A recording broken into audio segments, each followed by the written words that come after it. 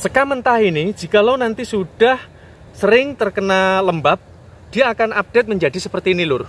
Kelebihannya juga sekam mentah ini dapat menjaga kegemburan tanah. Halo sedulur pecinta tani, langsung aja ya. Aku lagi mau mengolah sekam. Di hadapanku ini ada berkintal-kintal atau mungkin berton-ton ya sekam, dari yang sekam mentah hingga sekam bakaran. Nah, bagaimana cara mengaplikasikannya biar lebih simpel dan kita dapat mengolah secara cermat manfaat dari sekam mentah maupun sekam bakarnya, Lur.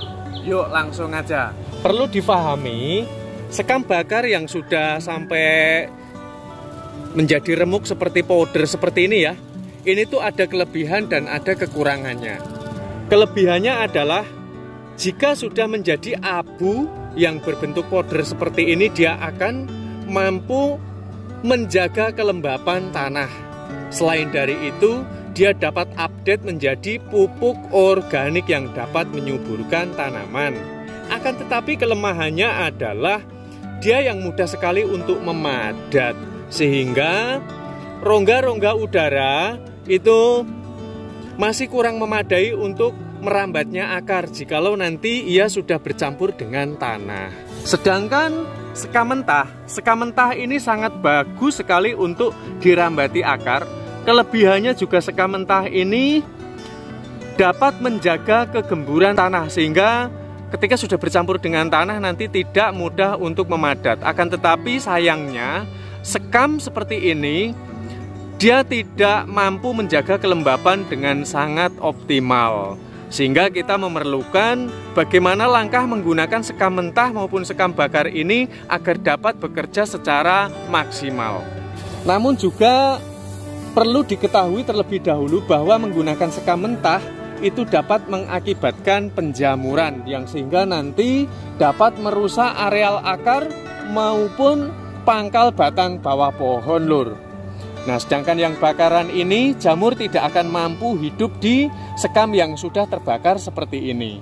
Sekam mentah ini jikalau nanti sudah sering terkena lembab, dia akan update menjadi seperti ini, Lur. Dia akan sangat subur sekali sekam mentah ini. Nah, sekarang bagaimana caranya sekam mentah ini agar tidak berjamur, dia dapat menghasilkan kerjanya secara maksimal yang dapat menyuburkan tanaman seperti ini. Ini kalau dipakai untuk tanaman, wah suburnya luar biasa. Nah, sekarang langsung aja kita mengerjakan, Lur. Kita masukkan sekam mentahnya terlebih dahulu. Untuk langkah pasti kita menggunakan sekam yang sudah terbakar, Lur. Kita menggunakan sekam yang sudah terbakar. Tujuannya adalah untuk menjaga kelembapan dan nanti supaya sekam mentah kita itu tidak berjamur. Jadi dalam pengoplosan ini dapat menolak jamur-jamur yang akan tumbuh di sekitar areal sekam yang akan kita gunakan pada tanaman. Kita ratakan terlebih dahulu. Nah, ini tuh sudah tercampur. Kenapa harus kita campurkan? Satu, untuk menahan jamur. Yang kedua, agar tercipta rongga udara pada media tanam kita. Lalu, kita perlu memberikan garam, Lur. Kita membutuhkan air terlebih dahulu, Lur. Kita harus tuang air tersebut nanti untuk perbandingannya ya. Air tersebut berguna untuk melarutkan garam. Langsung saja kita tuang. Ini 1 liter air untuk dilarutkan dengan 1 sendok garam. Kita membutuhkan 1 liter ya. Tujuan air sendiri diingat ini hanya untuk melarutkan garam yang akan kita masukkan. Ini saya menggunakan garam kasar. Cukup kita menggunakan 1 sendok saja ya. Sekamnya nanti dapat dikira-kira karena ini saya pergunakan hanya sebagai sampel. Nanti dulur semua dapat mengira-ngira sendiri ya yang dibutuhkan. Nah, seperti ini dulur. Ini adalah ramuan yang siap langsung dapat digunakan. Sekam mentah langsung menjadi steril dan dia bebas jamur serta dijamin sudah pasti tanaman akan dapat menjadi subur. Terlebih, jikalau ada, itu bisa diberikan yang sudah jadi seperti ini. Ini sekam mentah yang sudah update ya. sudah siap untuk dijadikan media tanam yang sangat handal. Ini akan lebih sempurna lagi dulur.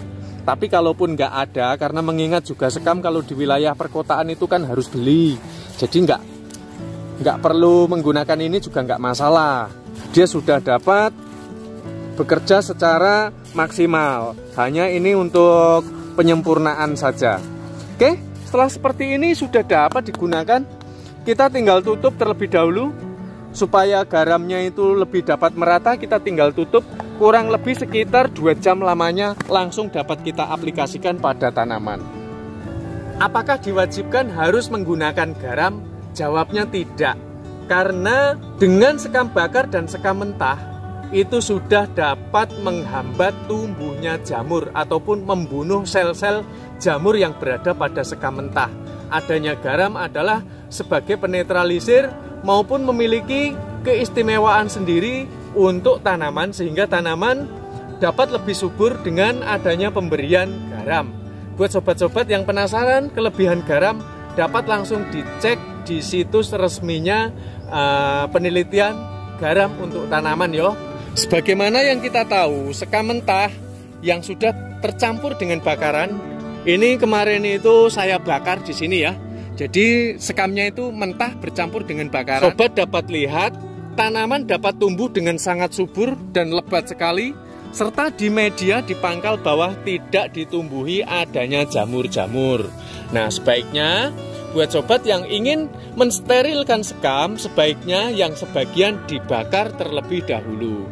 Jikalau ingin menggunakan sekam mentah yang seperti ini tanpa adanya sebuah bakaran, maka kita perlu menggunakan garam lur.